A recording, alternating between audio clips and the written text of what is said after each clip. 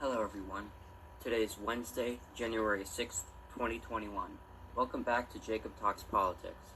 There have been several major news events in the last 24 hours that I want to talk about today. Firstly, President-elect Joe Biden has chosen Merrick Garland to be his Attorney General. Garland has been a judge on the District of Columbia Circuit Court of Appeals since 1997. President Obama nominated Garland to serve on the Supreme Court in March of 2016 to fill the vacancy that was left by the death of Justice Antonin Scalia. The Senate Republican majority at the time refused to hold a vote or even a hearing on Garland's nomination, leaving the spot open for more than a year to be filled by President Trump. The second major news event is about the formal counting of the Electoral College votes before a joint session of Congress. Members of Congress may object to any state's vote count, provided it is presented in writing and is signed by at least one member of each House of Congress.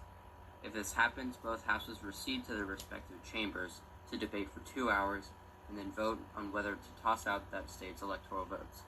140 House Republicans and 13 Senate Republicans publicly stated that they would vote to object. This formal proceeding began at 1 p.m. Eastern Time, and objections to the certification of Arizona's 11 electoral votes for Joe Biden forced Congress to go off and debate. During this period of debate, pro-Trump protesters coming from a nearby rally reached the U.S. Capitol building, forcing members of Congress to hide while the constitutionally mandated process of electoral vote counting was halted. Vice President Mike Pence, the person designated to oversee the proceedings as the President of the Senate, was evacuated from the building.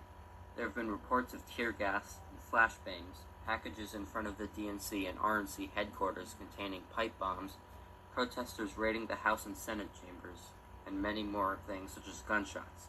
The unprecedented actions taken today by these rioters are inexcusable. This is an attempted coup. This is sedition. This is treason against the United States.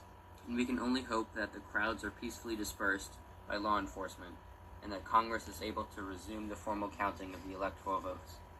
At 7 p.m. last night, polls closed in the state of Georgia.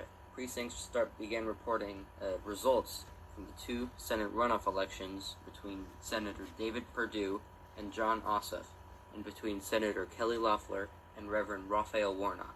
Early on in the evening, Democrats Ossoff and Warnock held a big lead, as most of what was counted at the time were early and absentee ballots.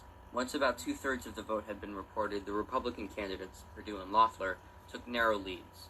Their leads grew by a couple points over the following hours, but it wasn't until DeKalb County, a heavily populated and Democratic suburb of Atlanta, began reporting more and more of their results.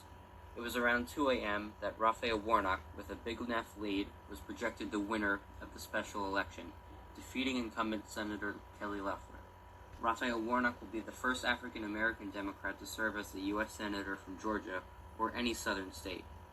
John Ossoff, who throughout the night was underperforming Warnock by around 0.4%, took a lead over David Perdue soon after Warnock took a lead over Kelly Loeffler. John Ossoff was declared the winner of his election against David Perdue around 4 p.m. today. These two additional flips for the Democrats mean that they will take back control of the United States Senate. With a 50-50 split, Vice President Kamala Harris would break any tied votes, which there are sure to be many of. With Democrats in the majority in both chambers of Congress, they will be able to pass crucial legislation that they otherwise likely would not have been able to do. Thank you guys so much for watching this video.